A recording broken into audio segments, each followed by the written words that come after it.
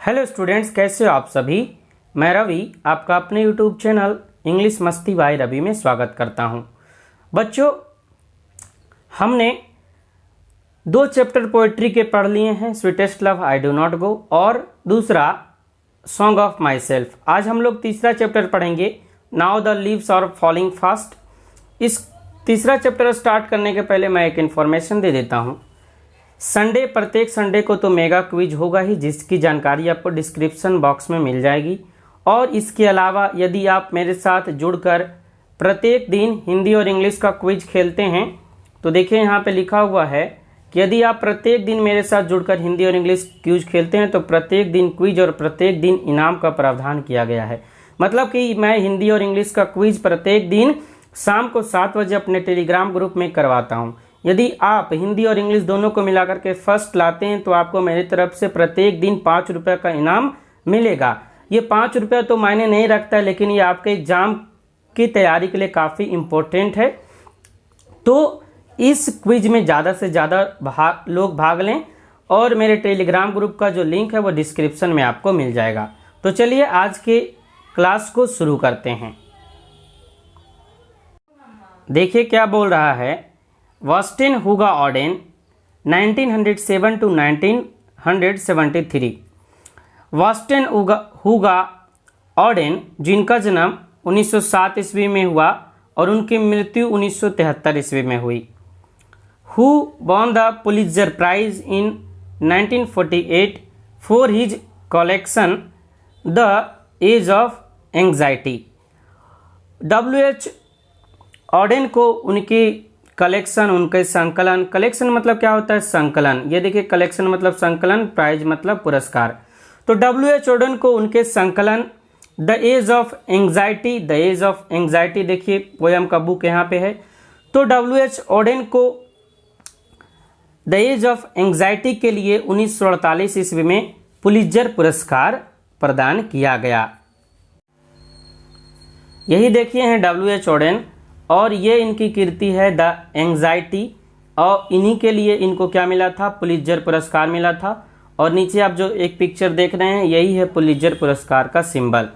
Pulitzer पुरस्कार का जो इस तरीके का क्या होता है, सिंबल होता है, इसी तरीके का मतलब मेडल बोल सकते हैं, वो मिलता है। ठीक है, आगे देखते हैं। आगे बोल रहा, was a versatile and intellectual vigorous poet. अब देखिए मीनिंग पहले समझ लेते हैं। वर्सटाइल मतलब क्या होता है, बहुमुखी, प्रतिभा के धनी, मतलब कि जो सभी चीज़ों में माहिर होता है उसको क्या बोलते हैं, वर्सटाइल बोलते हैं। जैसे वर्सटाइल एक्टर बोलते हैं, है ना। इंटेलेक्चुअल मतलब क्या होता है, बौद्धिक, और विगोरस मतलब होता है जोरदार। मतलब क्या बोल सकते हैं, पूरा अच्छा तरीके से किसी चीज़ को प्रस्तुत करने वाला, उसको जोरदार बोलेंगे। जोरदार तो वैसे जो कविता है उसमें काफ़ी अच्छी तरीके से अपनी चीज़ों को रखना, प्रस्तुत करना, उसी को जोरदार बोल सकते हैं। तो विगोरस पोएट, तो ये जो W.H. ऑडेन थे वो किस प्रकार के कवि थे, तो एक बहुमुखी प्रतिभा के धनी, बौद्धिक और एक जोरदार तरीके से अपने काव्य को, अपने कविताओं को प्रस्तुत करने वाले कवि थे। W.H. ऑडेन किस प्रकार के कवि थे, तो बहुमुखी प्रतिभा के धनी कवि थे, और ये बौद्धिक और अपनी कविताओं को काफ़ी अच्छे तरीके से, काफ़ी जोरदार तरीके से प्रस्तुत करने वाले कवि थे। नहीं बोलते हैं, जैसे एक आप कहावत सुने होंगे, कतई जहर, है ना। तो कतई जहर करने का मतलब क्या, कि बहुत अच्छे तरीके से वो मतलब कोई चीज़ को करता है जो अच्छा देखने में लगता है ना, उसी के लिए ये वर्ड यूज होता है, कतई जहर। तो उसी प्रकार के जो पोएट थे वो कतई जहर थे। मतलब क्या, कि वो विगोरस, मतलब अपनी कविताओं को काफ़ी अच्छी तरीके से प्रस्तुत करते थे, लिखते थे, है ना, जो दिलो दिमाग में छा जाएगा, है ना, इस तरीके से। तो ये जो कवि थे ये बहुमुखी प्रतिभा के धनी और बौद्धिक और एक जोरदार कवि थे। वर्स ड्रामाटिस्ट, और क्या थे ये, पद ड्रामाटिस्ट भी थे, क्रिटिक आलोचक भी थे, ट्रांसलेटर अनुवादक भी थे, एडिटर और एडिटर भी थे, है ना, संपादक भी थे, है ना। देखिए ड्रामेटिस्ट मतलब नाटककार, ये एक पद नाटककार भी थे, ये एक आलोचक भी थे, ये एक ट्रांसलेटर भी थे और ये एक एडिटर भी थे। आप लोगों को मैं पहले भी बता दिया था कि जिस भी वर्ड में OR या ER लगता है वो कॉमन नाउन बन जाता है। ट्रांसलेट से बना ट्रांसलेटर, क्रिट और फिर एडिट से बना एडिटर। ठीक है, तो पहला स्लाइड हमने कंप्लीट कर लिया और जो भी हार्ड वर्ड था यहाँ देखिए लिखा हुआ है। प्राइज मतलब पुरस्कार, कलेक्शन मतलब संकलन, एंग्जाइटी मतलब बेचैनी, वर्सटाइल मतलब बहुमुखी प्रतिभा, इंटेलेक्चुअल मतलब बौद्धिक, विगोरस मतलब जोरदार और वर्स मतलब काव्य या पद। चलिए नेक्स्ट स्लाइड में बढ़ते हैं। नेक्स्ट स्लाइड क्या बोल रहा है? Poetry to him was a serious game. Poetry to him was a serious game which should deepen people's self awareness but it should in no case directly affect man's political और religious choice. अब थोड़ा सा समझिएगा इसको, है ना। बोल रहे हैं क्या कि कविता जो है उनके लिए एक तरह का सीरियस गेम था। मतलब कविता उनके लिए बहुत ही मायने रखता था। मतलब कि जिस तरीके से अभी लड़का लोग देखते हैं कैसे पबजी पूरा एकदम खेलते रहता है ना, कुछ भी हो जाए पूरा पबजी खेलते रहता है, फ्री फायर खेलते रहता है। मतलब तो उसके लिए जो है लड़का के लिए पबजी और फ्री फायर क्या हो जाता है, एक सीरियस गेम की तरह हो जाता है ना। दिन भर मार लगा हुआ है ना, उसको मारो रे, उसको ये करो, इस तरीके से वो लगा रहता है पबजी में, है ना, और फ्री फायर में। उसी तरीके से जो कवि थे ना, इनके लिए कविता ही सब कुछ था। इनके लिए कविता क्या था, एक सीरियस गेम के जैसा था। जिस तरीके से अभी के लड़के के लिए पबजी फ्री फायर ये सब है ना, उस तरीके से कवि के लिए क्या था, सीरियस गेम था क्या, उनकी कविता। मतलब कविता को लेकर के वो बहुत ही ज्यादा अंदर से मतलब उसके प्रति डेडिकेटेड थे, है ना, मतलब उसके प्रति समर्पण थे। जिस तरीके से आज का बच्चा फ्री फायर और पबजी के लिए समर्पण रहता है ना, उसी तरीके से कविता के लिए वो कवि जो क्या थे, वो पूरे डेडिकेशन के साथ अपने कविताओं को लिखते थे। उनके लिए वो क्या था, सीरियस गेम था, है ना। नेक्स्ट देखिए क्या बोल रहा, which should deepen people's self awareness. अब यहाँ तक थोड़ा सा समझिए, है ना। सीरियस गेम मतलब हो गया गंभीर खेल, अवेयरनेस मतलब जागरूकता। अब देखिए इसको समझिए, कितना इंटरेस्टिंग लगेगा समझने में। तो क्या बोल रहे हैं, which should deepen people's self awareness. और इनकी कविताएं जो थी ना, वो क्या थी, वो लोगों के अंदर तक, उनके मन तक, उनके अंतरात्मा तक को जागरूक करने वाली इनकी कविताएं होती थी। इनकी जो कविताएं होती थी वो लोगों के दिलो दिमाग में उनको जागरूक करती थी, है ना।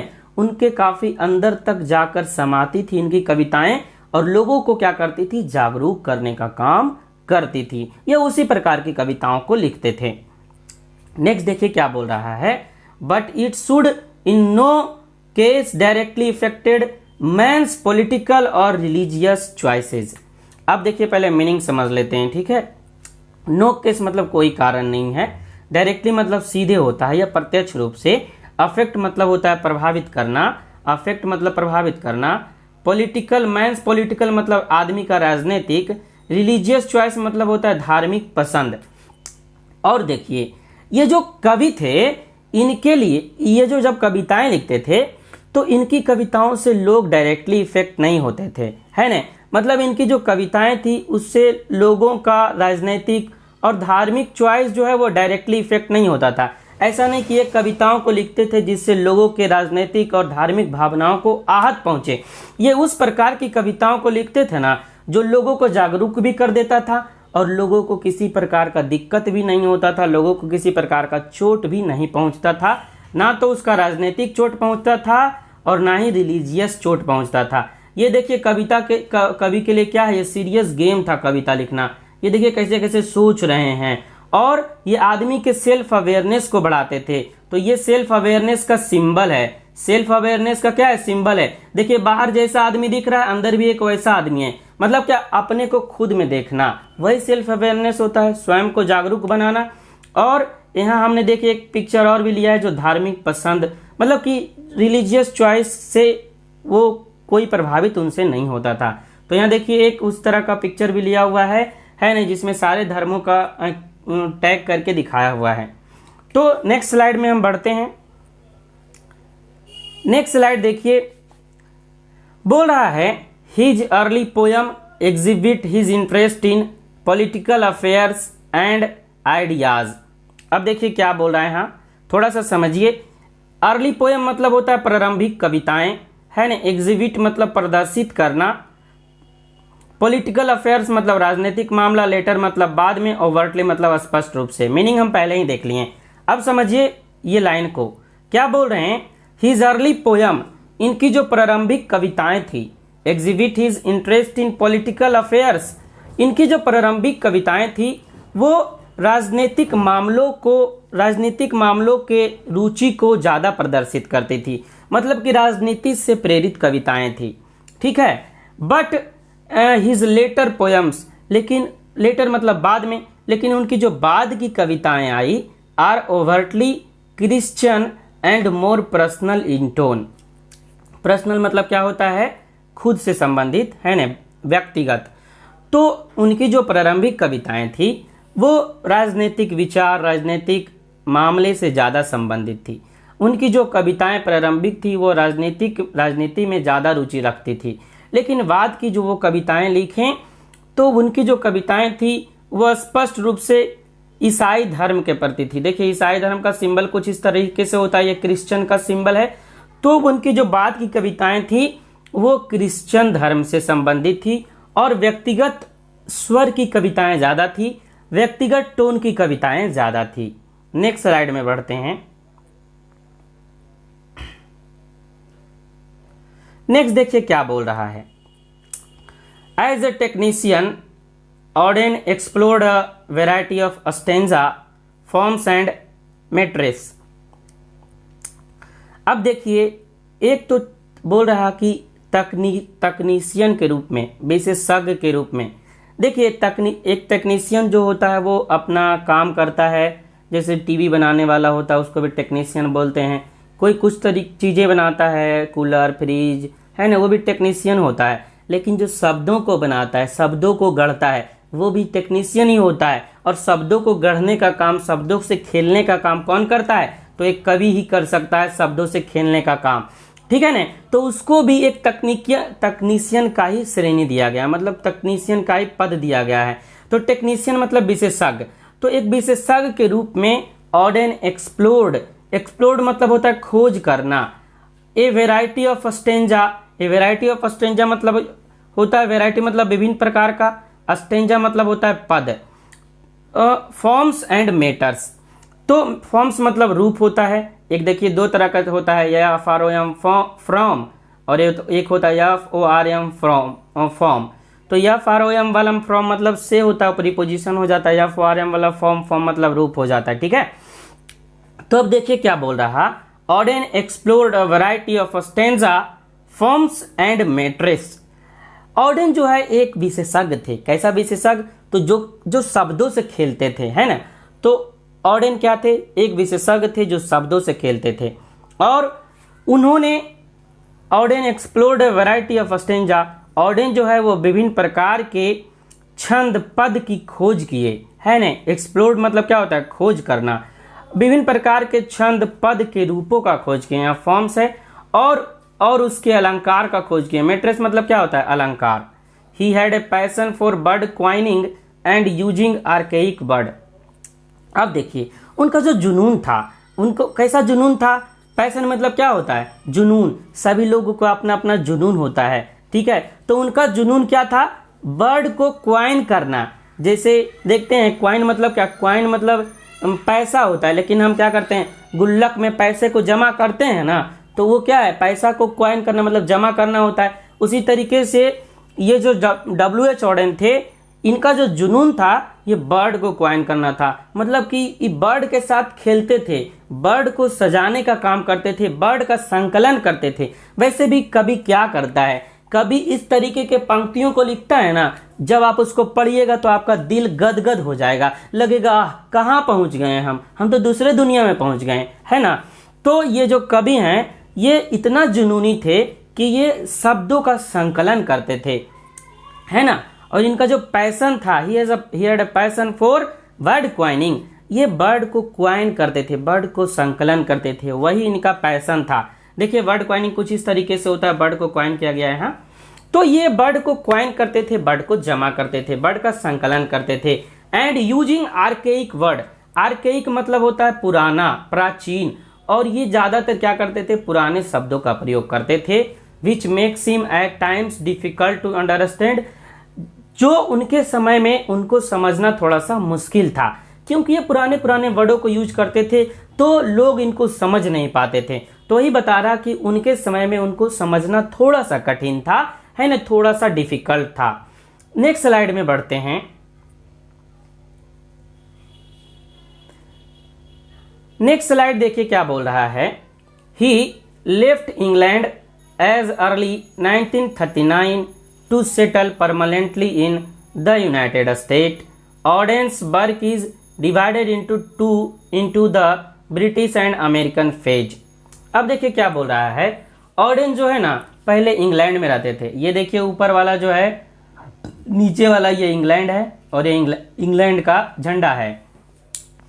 तो ऑडेन जो थे वो पहले इंग्लैंड में रहते थे और उन्होंने 1939 ईस्वी के प्रारंभ में ही इंग्लैंड को छोड़ दिया, है ना। लेफ्ट मतलब छोड़ना, अर्ली मतलब प्रारंभ, to settle permanently in the United State, और कहाँ जाकर बस गए, और अस्थायी रूप से वो अमेरिका में जाके बस गए, यूनाइटेड स्टेट में जाके बस गए।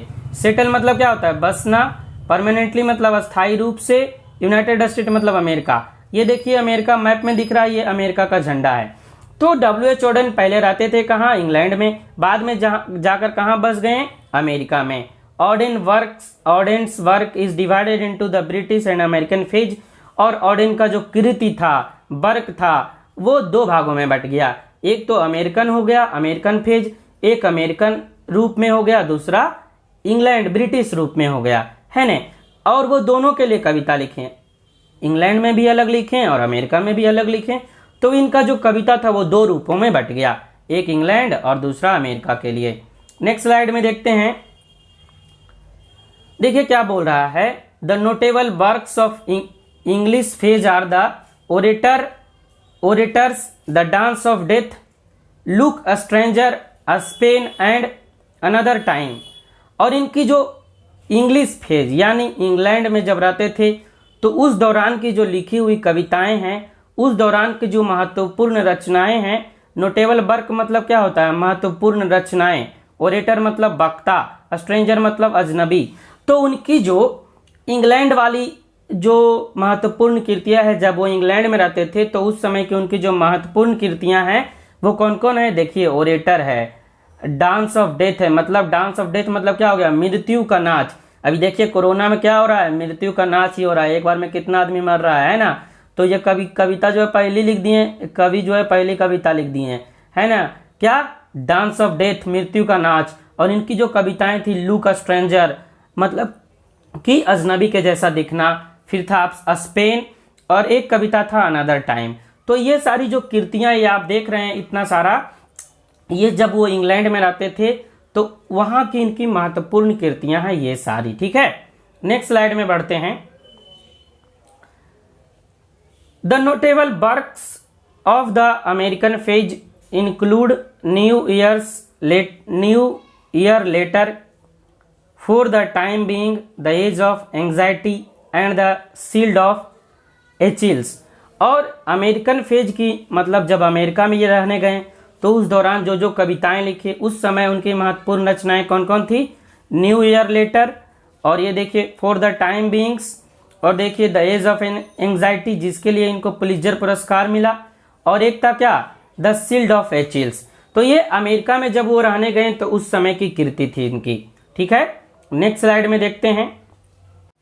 देखिए क्या बोल रहा है। The present lyric, now the leaves are falling fast, enacts the frustration inherent in human life। और ये जो प्रेजेंट लिरिक है, now the leaves are falling fast, ये देखिए यहाँ तो पत्तियाँ बहुत सारी गिर रही है, लेकिन इस कविता में जो वो पत्तियों की तुलना आदमी से कर रहा है कि आदमी अब बहुत जल्दी मर रहे हैं। जब हम कविता बताएंगे तो और भी मजा लगेगा, ठीक है। तो ये जो प्रेजेंट लिरिक इनका है, now the leaves are falling fast, enact the frustration inherent in human life. Enact मतलब अभिनय करना या बताना, ठीक है ना। फ्रस्ट्रेशन मतलब हताशा या निराशा, इनहेरेंट मतलब निहित, तो ये जो कविता है, वर्तमान कविता now the leaves are falling fast, इसमें कवि जो हैं वो मानव जीवन में निहित जो फ्रस्ट्रेशन है, हताशा है, निराशा है, उसके बारे में बताते हैं। देखिए ये आदमी हताश हो रहा है तो कैसे चिल्ला रहा है ना, उसी तरीके से आदमी हताश होता है तो इसी तरीके से चिल्लाता है और बेचैन हो जाता है। ठीक है, तो ये देखिए आदमी कैसे चिल्ला रहा है हताश होके, है ना, निराश होके। तो इस कविता में कवि जो हैं वो आदमी के हताशा को, निराशा को बताए हैं, है ना, आदमी के जीवन में जो निराशापन है, अकेलापन है, उसको बताए हैं। The aspirations that are not fulfilled, और आदमी की जो इच्छाएं हैं, एस्पायरेशन मतलब क्या, इच्छाएं, आदमी की जो इच्छाएं, ये देखिए एस्पायरेशन होता है इस तरीके से, आदमी की जो इच्छाएं पूरा नहीं हो पाती, उसके बारे में बताते हैं कि आदमी करना तो कुछ चाहता है लेकिन कर नहीं पाता है, तो उसकी इच्छाएं अंदर से अधूरी रह जाती है और मन ही मन वो कचोटता रह जाता है, हम तो ये चीज नहीं कर पाए, मेरे से तो वो चीज नहीं हो पाया, है ना, इस तरीके का। तो इस कविता में आदमी की इच्छाओं के बारे में बात की है कवि कि जो पूरा नहीं हो पाया, नॉट फुलफिल्ड मतलब जो पूरा नहीं हो पाया, and the sense of loneliness, और अकेलापन की जो भावना होती है। लोनलीनेस मतलब क्या होता है, सेंस ऑफ लोनलीनेस मतलब अकेलापन की भावना। ये देखिए उधर एक लड़की बैठी हुई है सर नीचे करके और वो अकेलापन महसूस कर रही है ना। तो एक पिक्चर हम लोनलीनेस वाला भी ले लिए। अभी लोग लड़का लड़की सब ज्यादा लोनलीनेस फील करता है ना, आपको भी पता है। तो यहाँ देखिए सेंस ऑफ लोनलीनेस, तो आदमी के जीवन में जो अकेलापन की भावना है उसके बारे में बताए हैं। In which every individual lives and dies, जिसमें प्रत्येक व्यक्ति है ना व्यक्तिगत रूप से जीता और मर जाता है। देखिए किसी न किसी व्यक्ति की अपनी अपनी इच्छाएं होती है ना, लेकिन सभी व्यक्ति की सभी इच्छाएं पूरी नहीं हो पाती है, और सभी व्यक्ति की कुछ व्यक्ति अकेलापन भी महसूस करता है, और कुछ व्यक्ति जीवन से हताश या निराश भी हो जाता है, और कुछ व्यक्ति की इच्छाएं पूरा नहीं हो पाती और वो इच्छा को अपने मन में दबाए ही मर जाता है। तो यही सब के बारे में इस कविता में कवि जो है वो बताए हैं, और कविता को हम नेक्स्ट वीडियो में देखेंगे। आई होप आज का वीडियो आपको अच्छा लगा होगा। वीडियो अच्छा लगा तो लाइक जरूर कर दीजिएगा, अपना कमेंट जरूर कीजिए, है ना, ताकि मुझे मोटिवेशन मिले और मैं आप लोग के लिए और भी इंटरेस्टिंग से इंटरेस्टिंग वीडियो बना सकूं। ठीक है स्टूडेंट्स, जय हिंद, वंदे मातरम। मिलते हैं फिर नेक्स्ट वीडियो में।